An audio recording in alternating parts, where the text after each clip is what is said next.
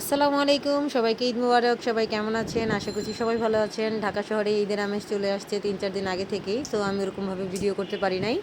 এটা হচ্ছে আমার বাসার সামনের রাস্তা। এই খিলগাঁও এলাকায় যারা আছেন তারা তো অবশ্যই দেখতে পাচ্ছেন যত রাস্তাগুলো আছে, ১ সি ব্লকের যে রাস্তা, ১ নাম্বার রোড, ২ নাম্বার গেট, সব গেটে এরকমভাবেই ডেকোরেশন করা আছে। আর একদম তালতলার দিকটা তো একদম পুরাই লাইটিং দিয়ে ভরা। এই যে এটা হচ্ছে আরেকটা রাস্তা, এটা হচ্ছে আপন রেস্টুরেন্টের অপোজিটে যে রোডটা, ওই রুটের আর কি ডেকোরেশন। সব রুটগুলোতে এইভাবে ডেকোরেশন করে ফেলেছে। একটা ঈদ আমেজ চলছে, তো আমরা গিয়েছিলাম আর একটু শপিং করতে। আর আমি যে ঈদের ড্রেসগুলো কিনেছি এই যে ডিসপ্লেতে দেয়া আছে, ড্রেসগুলো আসলে সুন্দরই হয়েছে মোটামুটি, সাধ্যের মধ্যে সবটুকু সুখ। আর তাহিদ এখানে দাঁড়ায় দাঁড়ায় শুধু আমতুল্লার জন্য জামা কিনবে, আমতুল্লার জন্য জামা কিনবে, এগুলোই করতেছিল। ওর হলুদ ড্রেসটা পছন্দ হয়েছে, যেটা কিনা ও আমতুল্লার জন্য নিতে যাচ্ছে বারবার, কিন্তু আসলে নেওয়া হয় নাই। আমরা অন্য দেখছিলাম। আর দোকানে মোটামুটি এখন ভিড় কমে গেছে, যেহেতু অনেকেই ঢাকা থেকে চলে গেছে। আর এই দোকানটাতে মোটামুটি ভিড় থাকে, এরকম ভিড় থাকেও না, আবার যে একদম ভিড় নাই এরকমও না। তারপর গিয়েছিলাম আমরা পলালের দিকে। রাস্তায় আর ভিডিও করি নাই, কারণ রাস্তায় ভিডিও করতে গেলে দেখা যায় যে অনেক প্রবলেম হয়, ফোন টোন নিয়ে একটু রিক্সি বা অপশানে থাকতে হয়।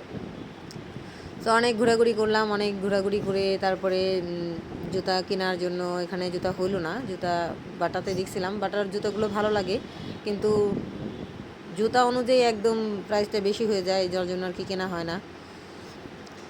দেন গিয়েছিলাম আমরা ফরচুনে, চলে আসছিলাম মৌচাক। এখানে এসে অনেক ফাইনালি আসলে আমরা জুতা কিনতে পারছি, সাকসেস। তার মানে আমি যেরকম রেঞ্জের মধ্যে চাচ্ছিলাম বা বাজেটের মধ্যে চাচ্ছিলাম, সুন্দর জুতা পাইছি।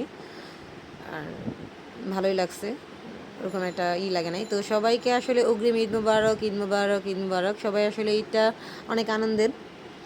আর আমরা সব কিছু প্যাকিং ট্যাকিং করে এখনও পর্যন্ত ওয়েটই করছি, যে আমরা এখনও যাওয়ার জন্য বেরোতে পারছি না, কারণ রাস্তায় যে পরিমাণ জ্যাম দেখছি। আর তাহিদের আব্বুর এই জুতাগুলো খুব পছন্দ হচ্ছিল, কিন্তু আমার কেন জানি এই জুতাগুলো পছন্দ হয় না। তারপরেও বলছিল দেখে নিতে যাচ্ছিলাম, তারপরে ফাইনালি আর নেওয়া হয় নাই, কারণ প্রাইস অনেক বেশি বলছিল। এই জুতোগুলোর প্রাইস এত হবে না যতটা ওনারা বলতেছিল, তারপরেও আর কি করার, পরে আর নেই নাই।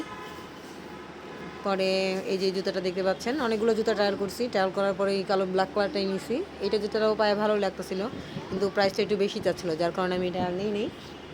কারণ এত প্রাইস। আর এই জুতোগুলো অনেক সুন্দর ছিল, এই জুতোটা তো অনেক পছন্দ হয়েছিল, কিন্তু পরে আর নেই, কারণ অনেক বেশি দাম যাচ্ছিল।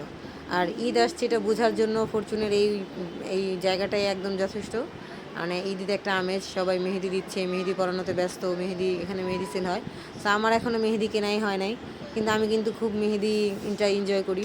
এখন ঈদের অবশ্য ওরকমভাবে মেহেদি দিই না, কিন্তু মেহেদিটা খুব এনজয় করি, মেহেদি দিতে খুব পছন্দ করি।